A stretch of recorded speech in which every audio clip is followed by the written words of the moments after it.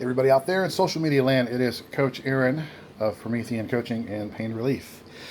Mobile stretch therapy, hypervolt therapy, AccuPen. It's actually a nice little electric AccuPen, no needles, and of course cryotherapy and corrective exercise, pressure point therapy for you in the local area.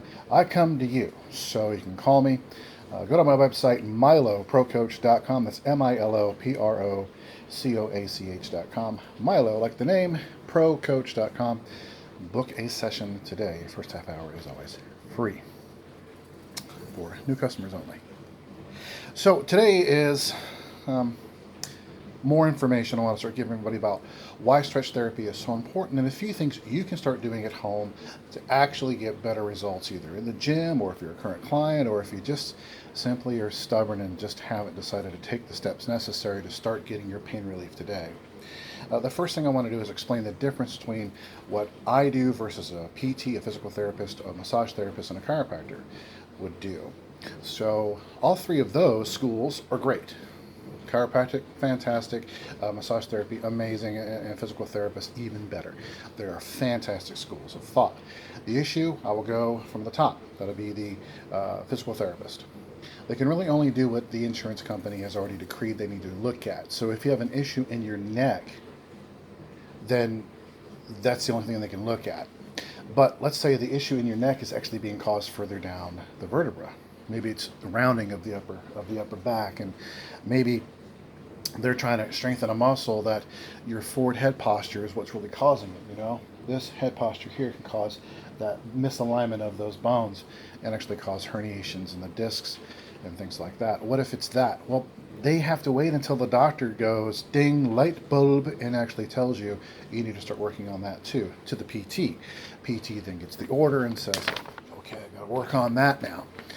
So even if the PT, which many of them are very knowledgeable, sees that there's an issue elsewhere in the body that's causing the issue at hand, legally they can't do anything about it. I am not bound by that. If I see an issue, I'm going to go right after it. I'm going to tell you about it.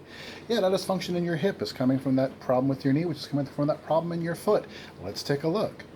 So I will be able to look at all those without having to go back to the doctor to get the referral to do this. And it's asinine, but it's just the way that they do it. Many people that have done PT, you know what I'm talking about. And that's one of the reasons why they don't get the relief they're looking for many times. Okay?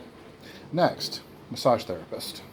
Massage therapists are fantastic. They typically work, I understand the difference between the Swedish massage and the sports massage. They're completely different. The deep tissue one is grinding and elbowing and yeah, baby, we're going to get in there and really tear that sucker up. But you're going to be bruised. It's going to be painful. It's going to have a good benefit, but some people are really afraid of the pain. That's the main difference between what I do, because I don't actually cause that kind of pain and I get the same result.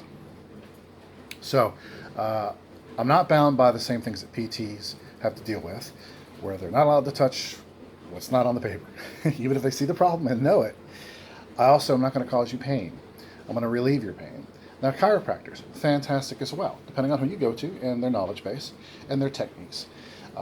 They're moving the bones. They kind of move the bones kind of despite the muscles in many cases. Now, I know a few, don't hate on me in the comments. I know there are a few out there that are incorporating traction and stretch, and that's fantastic. I want them to keep doing that. However, if, let's say this is your vertebra, and this vertebra is being pulled over because the muscle on this side, imagine my forearm is the muscle, it's pulling this vertebra out of alignment, and this forearm over here is the other muscle, and this one's weaker, or this one's too tight.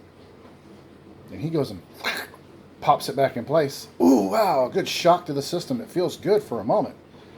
Until, remember, this muscle over here pulls it right back out of alignment.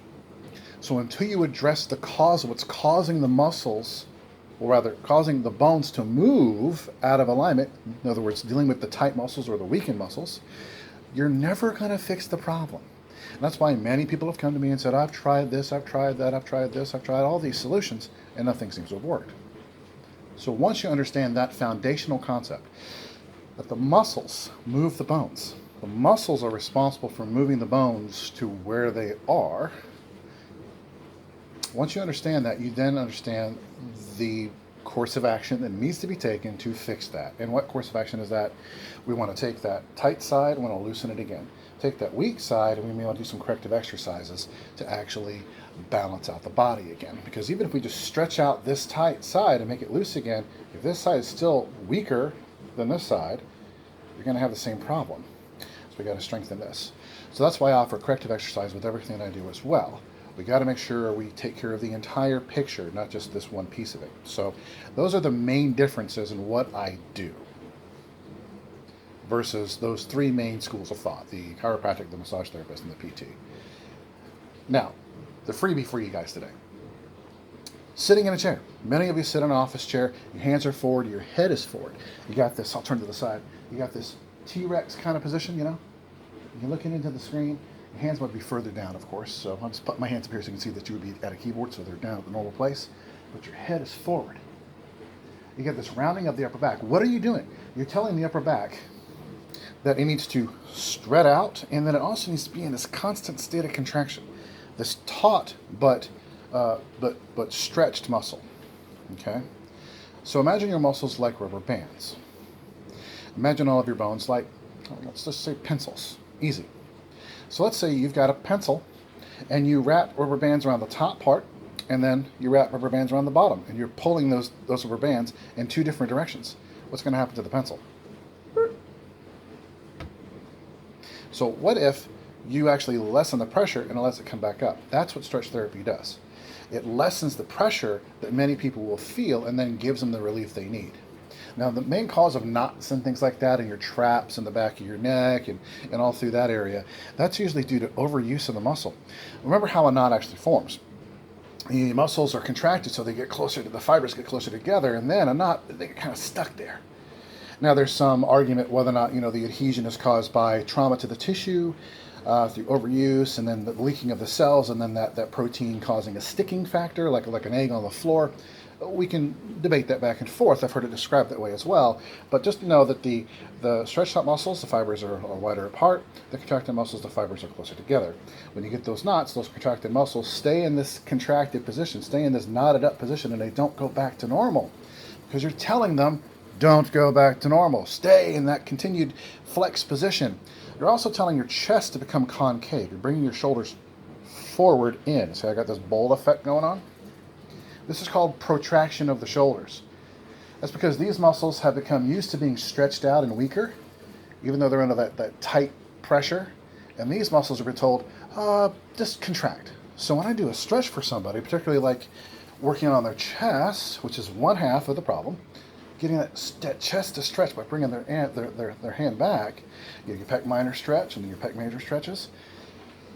They start to feel relief because they no longer got the pressure from the tight chest, pulling the shoulders forward, rounding that upper back, getting that head going forward, and they can finally get these muscles opportunity to relax a little bit and get the head back up. Remember, that's only half the equation. The other half is to strengthen these muscles back here again, to get the shoulder blades to come back together again. So we want to get back. Now, there's a couple things you can do. So now we understand the premise, what I do, how it compares to others, and a common problem we see in office workers. Many people work in an office, okay? What can you do during the day to help reduce this? First thing you can do are shrugs. Bring your shoulders to your ears. The second thing you can do is then retract the shoulders back in the shrugged position. So you're bringing, here's my shoulder blades, you're bringing them up and then you're pinching them together. That's what I want you to imagine. Don't think about your shoulders. The shoulder is out here. The delt is this part here. Think about those traps going up, and think about them shoulder blades going back and squeezing and holding. At the same time, I want you to stick your chest way up. Get that good arch. Get that chest sticking out. It's called thoracic extension. Okay, so instead of being here, get it way out and up. Okay, so I tell the ladies, if it's a female client, let the girls stick up. Okay. So you want about this 45-degree angle. Your sternum pointing up at about a 45-degree angle. Okay. Shoulders back, squeeze your shoulder blades, count 1. Squeeze it hard, squeeze it 3, 4, 5, good. So you want to bring it up, pinch it back, squeeze 1, 2, 3, and relax. It's just one thing you can do while sitting at your chair. Not have to get up and go to some equipment, go to the gym. No, just something you can do just sitting at your chair to start getting you some relief by not allowing that problem to get worse and worse and worse, where the headache keeps coming forward. So take that advice, guys. I hope you enjoyed the video. I know it's a little long, but please try this out. Share the video, smash that like button. It helps YouTube spread the information. Remember, good ideas should always be spread. So please subscribe and share. Hit the notification button. Share it on all your social media. And don't forget to visit my website, miloprocoach.com, and get a free half hour if you're in the Charleston area. Take care.